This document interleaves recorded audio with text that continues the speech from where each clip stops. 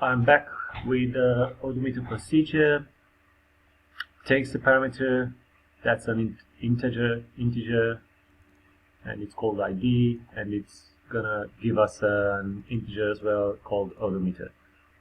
So we begin selecting the odometer read column from vehicle, where the ID matches the ID that we sent to the procedure, and we store it into the odometer. So when we call the procedure, it will give us the odometer read for that particular vehicle. So we run this first. Already exists, okay. That means I ran it before. Okay, let me find it. Okay, it's here. So now if we call this odometer procedure with car ID 1,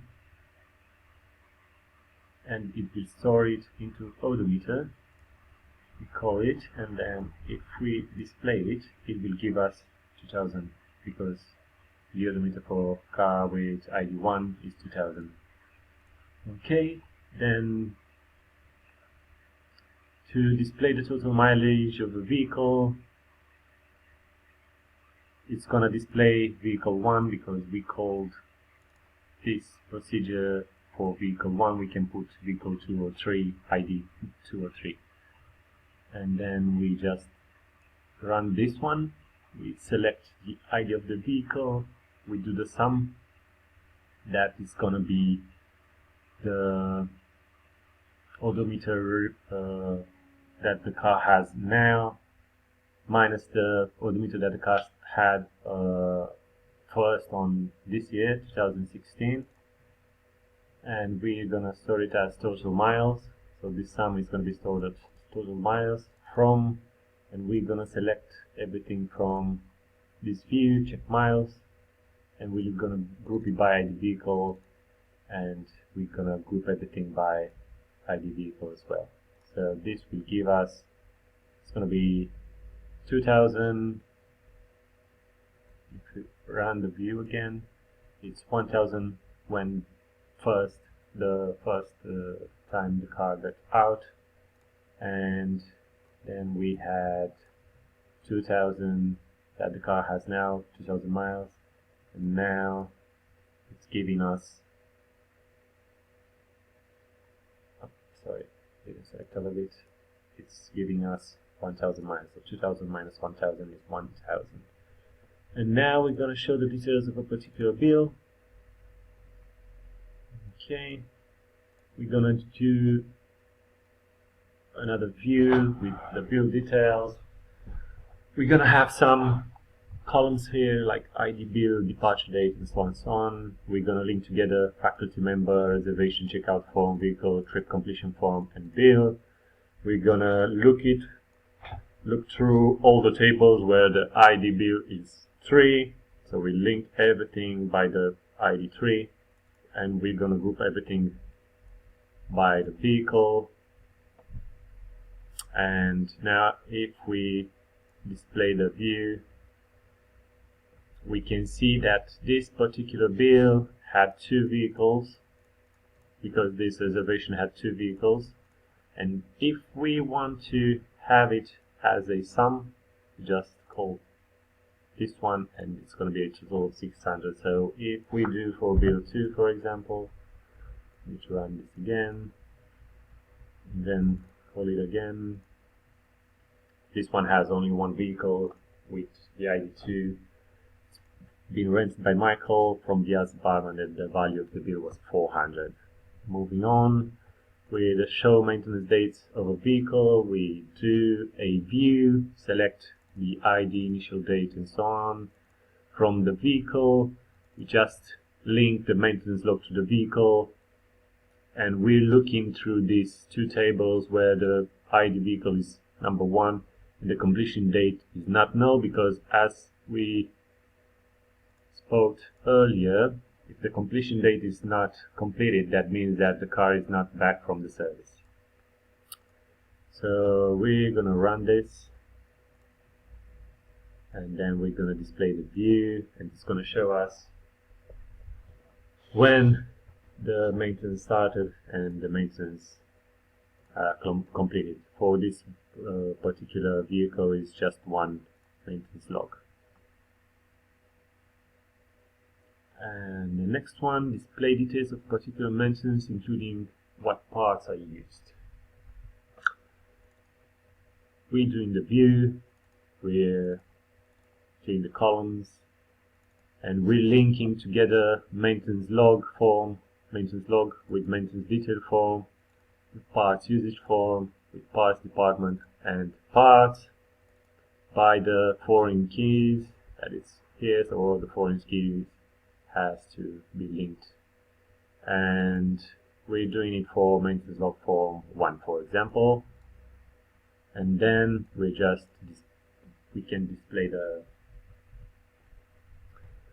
the maintenance details, and we can see that 2 persons worked on this particular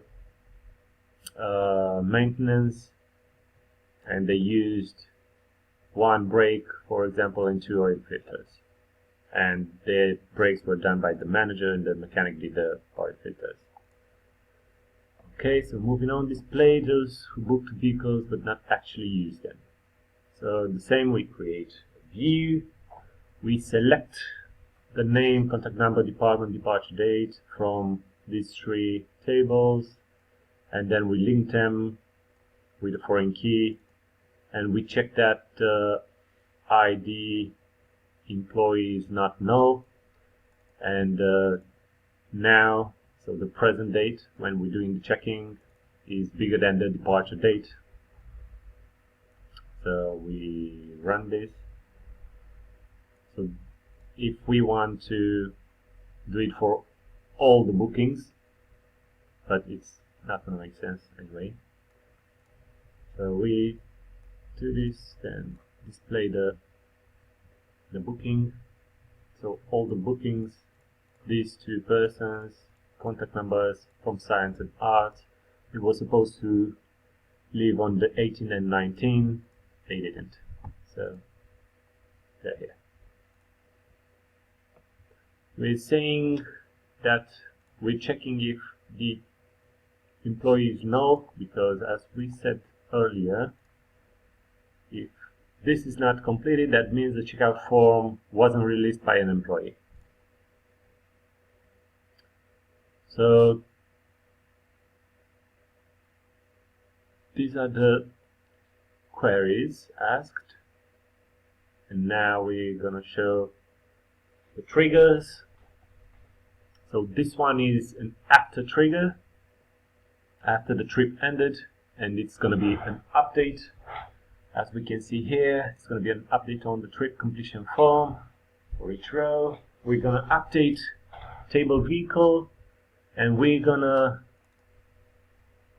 do it as an odometer. The odometer reading field column will take the value of the new odometer reading of the end odometer reading when the trip completion form is completed. So when the trip completion form is completed and end odometer is filled, it will pass the value to odometer read here. So we're gonna run this one, then we're gonna run this one here, and for trip completion form 4 is gonna be vehicle 4, and then trip completion form is vehicle 4, and it has odometer is 5, 6, 7, 8. It doesn't matter really. So this one here has 5,000, and by updating this, it should transform this 5,000 to 15,000. So we run this, then we run the vehicle, and it's 15,000. Moving on, there's another procedure here. It's a store procedure, number of parts. It's just counting the parts from, so the quantity left from the parts where the past ID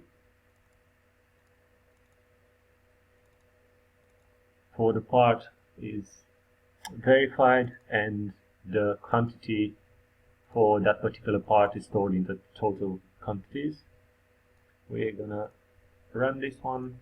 So for example, for part 1, if we call and see there's 10 parts there, and then we're gonna do it, we're gonna do an after trigger. So after the insert for the in the part usage form, we're gonna update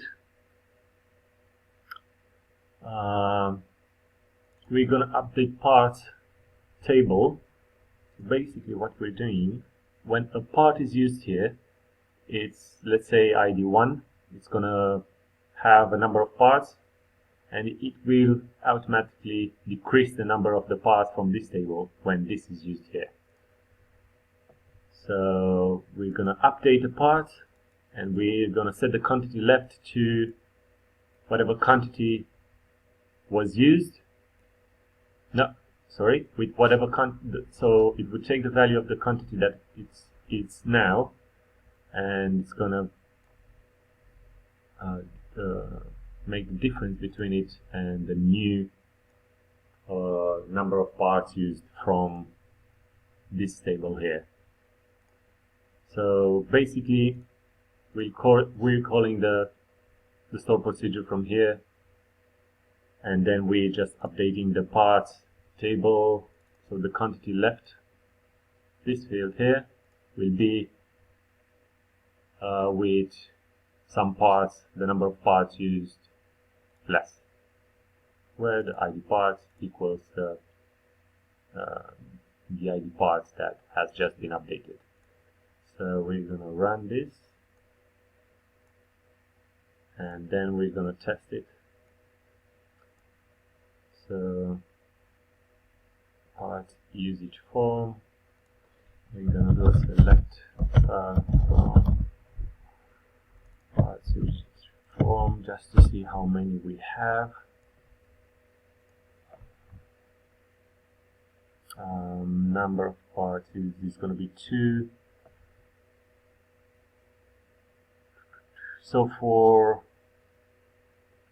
part ID 1, we're gonna take two of them. So select from part. Let's run this now. So with this one, we're looking at ID 2, and it's going to be -2 parts. So ID 2 is 20 now. So when we run this, it's going to be 18 now. Yeah, so this trigger works as well. And this is another store procedure that we looked into earlier. And this is it. Thank you. Bye.